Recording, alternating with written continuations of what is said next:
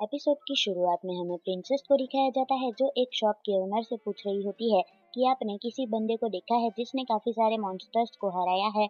लेकिन ये शॉपकीपर कहता है कि मैंने ऐसे किसी बंदे के बारे में नहीं सुना है। दरअसल ये फ्लियो को ढूंढ रही होती है, लेकिन इसे फ्लियो मिल ही नहीं रहा होता है। सीन कट होता है, हमें फ्लियो का घर दिखाया जाता है। ये सभी खाना खा रहे होते हैं और सबको खाना बहुत ही टेस्टी लगता है। इसलिए सब पूछते हैं कि ये खाना किसने बनाया है, और खाना रीस ने बनाया था, लेकिन इसमें जीन ने भी मदद की थी। जीन कहती है कि वो चाहे तो अपने मैजिक से बड़े आराम से खाना बना सकती थी, लेकिन रीस ने मना कर दिया था। और ऐसा इसलिए क्योंकि वो अपने डानासामा के लिए खुद से खाना बनाना चाहती थी। रीस हिया को कहती है कि तुम लॉन्ड्री का काम देख लेना।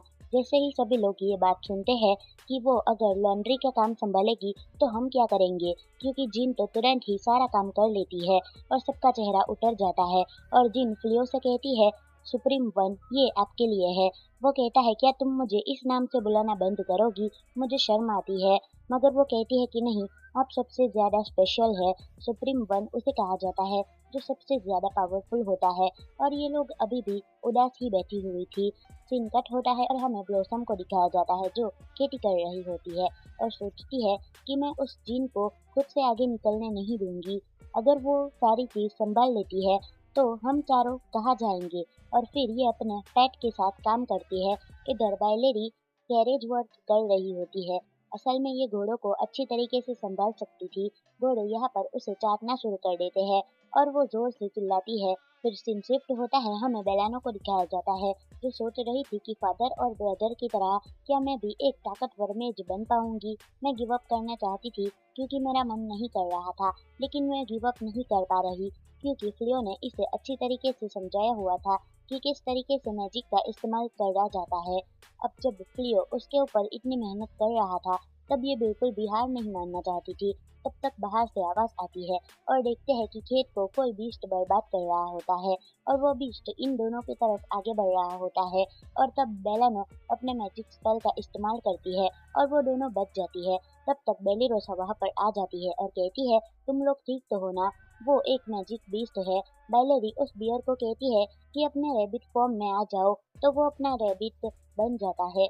उसके बाद ये तुरंत एक रस्सी को उठाती है और उस रस्सी को घुमाकर उस घोड़े की तरफ फेंकती है और उस घोड़े की सवारी करने लगती है।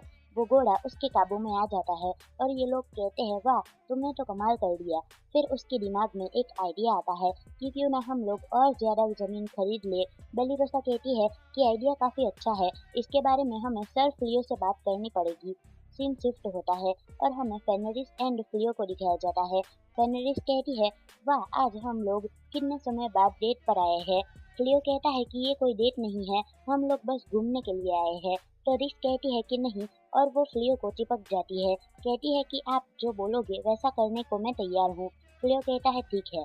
अगले सीन में हम देखते हैं कि फ्लियो यहाँ पर कुछ सामान बेचने के लिए आया था, और उसे देखने के बाद रिस कहती है, ये काम करते हुए कितना ज्यादा हैंडसम लगता है। ये बाहर से फ्लियो को देख रही होती है और काफी खुश हो रही होती है। तब तक मौसम खराब होने लगता है और ऊपर एक मैजिक सर्कल बना हुआ होता है। सब लोग भागने लगते हैं। तभी फ्लियो बाहर निकलता है और कहता है, क्या हुआ। रिस बताती है कि वहाँ पर ऊपर देखिए, वहाँ एक मॉन्स्टर है।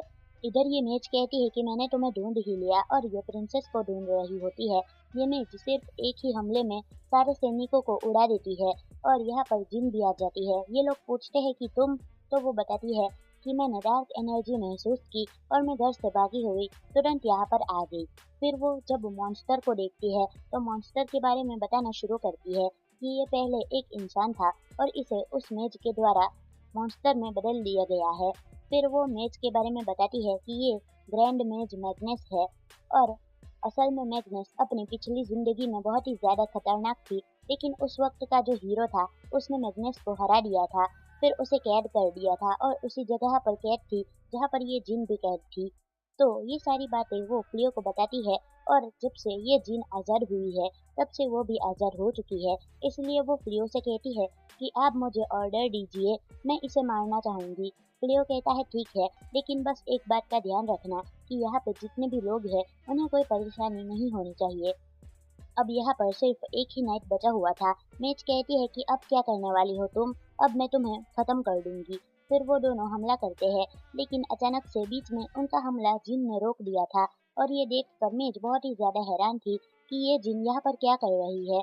और ये जिन कहती है कि मैं तुम्हें डिस्पोज कर दूंगी और ये सुप्रीम वन का हुक्म है, क्योंकि तुम रास्ते में आ रही हो। मेज कहती है कि तुम एक इच्छा पूरी नहीं कर सकती हो। वो फिर से हमला करती है, लेकिन जिन अपने एक ही हाथ से उस हमले को बड़े आराम से रोक लेती है और कहती है कि मैं तुम्हें ऐसा बिल्कुल भी नहीं करने दूंगी, मैं तुम्हें किसी को भी नुकसान नहीं पहुंचाने दूंगी। तो अब ये मेज अपने मॉन्स्टर से यहाँ पर हमला करवा रही होती है। वो मॉन्स्टर को एक हाथ से ही फेंक देती है और अब डबल कंबाइन अटैक होता है। मॉन्स्टर और मेज दोनों साथ में हमला करते हैं, लेकिन ये मॉन्स्टर दूसरी तरफ जाकर गिर जाता है, जिसे देखकर मेज को गुस्सा आता है और वो कहती है कि ये तो सचमुच पावरफुल है। मुझे लगता है कि अब मुझे अपनी असली पावर दिखानी ही पड़ेगी, वरना मैं तुमसे हार जाऊंगी और मैं तुमसे हारना बिल्कुल भी नहीं चाहती। तो वो मॉन्स्टर अचानक से उठ जाता है और बहुत ही बड़ा होने लगता है और इसे देखकर सब लोग हैरान हो चुके थे। प्रिंसेस कहती है कि ये तो पूरे किंगडम को तबाह कर देगा। वो मॉन्स्टर आगे बढ़ता ही है, लेकिन अचानक से वो वापस से छोटा होने लगता है। तब तक फ्लियो और रिस भागते हुए वहां पर आ जाते हैं। फ्लियो बताता है कि ये सब मैंने किया है और जिन उससे माफी मांगती है कि मुझे माफ कर दीजिए, मेरे रहते हुए आपको ये सब काम करना पड़ा। प्लीज आप मुझे एक आखिरी मौका दीजिए, मैं उसे खत्म करना चाहती हूँ। फ्लियो कहता है ठीक है और जिन अपना मैजिक कर रही होती है।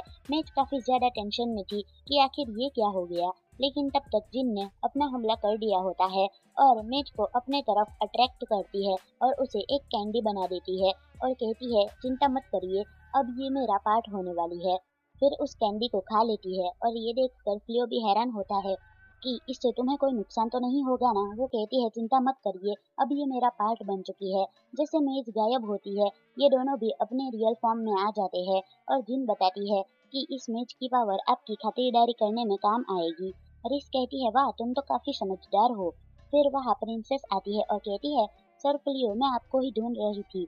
वो अपने बारे में बताना शुरू करती है कि मेरे फादर की वजह से मैं आपसे माफी मांगना चाहती हूँ। प्लीज आप हमारे साथ आ जाइए, किंगडम को आपकी बहुत ही ज्यादा जरूरत है। उस फॉर्मर हीरो को मैंने पनिशमेंट दे दी है, मगर फ्लियो कहता है कि मुझे माफ करना, लेकिन मेरी जिंदगी जैसे चल रही है, मैं अपने वाइफ के साथ खुश हूँ और मैं आपके साथ नहीं आ सकता। उसके बाद फाइनली ये लोग घर आ जाते हैं और इनके पास एक प्रपोजल होता है। ये लोग कहते हैं कि हम लोग अपनी जमीन को और भी ज्यादा बड़ा करना चाहते हैं। लियो पूछता है मगर क्यों बड़ी करनी है। फिर ये लोग बताते हैं क्योंकि अगर हम लोग जमीन को बड़ा करेंगे तो हम लोग और भी ज्यादा सब्जियां उगा सकते हैं और साथ ही साथ हमारे पास स्पेशल घोड़े भी है। फिर आपको कुछ भी काम नहीं करना पड़ेगा और हम लोग के पास आराम से पैसा आता रहेगा। हम ही लोग आपका सारा काम कर देंगे। लियो कहता है कि अगर तुम लोगों को जमीन खरीदनी ही है तो मुझे इसमें कोई दिक्कत नहीं है, मैं लॉर्ड के पास नेगोशिएट करने के लिए जाऊंगा। वो लोग कहते हैं नेगोशिएशन तो हम भी कर लेंगे, आप चिंता मत करिए। तब लियो हिसाब कर रहा होता है कि आखिर कितना पैसा होने वाला है। तब पता चलता है कि कितना ज्यादा पैसा होने वाला है अगर ये लोग जमीन को एक्सपेंड करेंगे। ये लोग उदास हो जाते हैं क्योंकि इतने सारे पैसे। मगर फ्लियो कहता है चिंता मत करो, क्योंकि ये घर का हिस्सा मेरा है तो मैं ही इसकी जिम्मेदारी लेता हूँ। मगर ये लोग कहते हैं कि आपके लिए कुछ ज्यादा नहीं हो जाएगा। फ्लियो कहता है तुम लोग बाद में चुका देना, तुम लोग 30% ही चुकाना। ये बात सुनकर तीनों ही बहुत ही ज्यादा खुश हो जाती है और कहती है ठीक है। अगले दिन हमें दिखाया जाता है कि सब लोग अपना काम शुरू करने लगते हैं, खेती करना शुरू करते हैं। उसके बाद अब फ्लियो कहता है तुम लोग यहाँ पर कुछ ऐसा क्यों नहीं उगाते हो जो उगाना मुश्किल हो अपने मैजिक से। ब्लॉसम कहती है कि नहीं, हम लोग मैजिक का इस्तेमाल नहीं करेंगे, वरना इससे जो भी वेजिटेबल्स होंगे उनमें थोड़ा सा फर्क आ जाएगा। ऐसे ही नेचुरली होगा तब ये ज्यादा बढ़िया होगा। तब तक जीन आ जाती है और कहती है मैं आपकी मदद कर सकती हूँ, मैं आपकी सर्वेंट हूँ और सर फ्लियो, मेरे रहते हुए आपको मैजिक करने की कोई जरूरत नहीं है। लेकिन ये लोग मना करते हैं कि हम लोग मैजिक का इस्तेमाल नहीं करेंगे। तब बेलान वहाँ पर आ जाती है और इसकी उस आउटफिट को देखकर ब्लॉसम पूछती है आखिर ये क्या है। तब वो बोलती है मैंने मैजिक स्कूल को ज्वाइन किया है और वहाँ पर मैं टीचर के तौर पर जा रही हूँ। प्लीज तुम बोलो ना कि मैजिक का इस्तेमाल हम लोग कर सकते हैं, क्योंकि मैजिक का इस्तेमाल मुझे भी करना है। ब्लॉसम थोड़ा सोच रही होती है कि क्या आखिर वो मैजिक का इस्तेमाल करने देगी, क्योंकि मैजिक से तो काम तुरंत ही हो जाएगा और ऐसा रहेगा तो फिर ये लोग फ्लियो के किसी भी काम नहीं आने वाले हैं। तो फ्लियो कहता है वाह तुम तो बहुत ही अच्छी हो, तुम्हें वहाँ पर टीचर के तौर पर रखा गया है।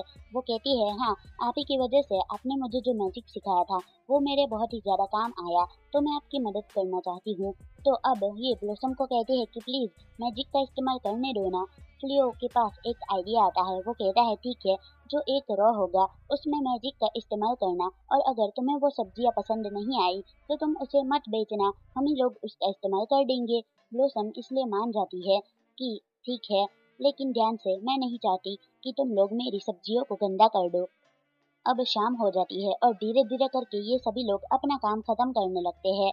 मगर पता नहीं बेलिरोसा उदास लग रही थी। इधर सभी लोग काफी खुश होते हैं।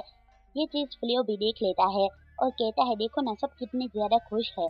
फिर वो अपना भी बताता है कि मैं भी अपना मर्चेंट वाला काम करना चाहता हूँ, जैसे मैं अपनी पिछली दुनिया में करता था वैसे ही यहाँ पर मैं अपना एक स्टोर खोलना चाहता हूँ। ये बात सुनकर फेनरिस बहुत ही ज्यादा खुश होती है और कहती है ऐसी बात है तो मैं अपने साथियों को कह दूंगी कि वो आपके पास ही आए और आपसे ही सामान खरीदे। वो कहता है लेकिन तुम्हारे साथी तो मॉन्स्टर है ना, लोग उन्हें देख कर पैनिक हो जाएंगे। वो कहती है आप चिंता मत करिए, मैं उन्हें कहूंगी कि इंसानों के फॉर्म में ही आना, तब कोई दिक्कत नहीं होगी। मैं आपके लिए कुछ भी कर सकती हूँ दाना समा। अब फ्लियो उसके लिए एक सरप्राइज लेकर आया था और कहता है कि हाथ आगे बढ़ाओ।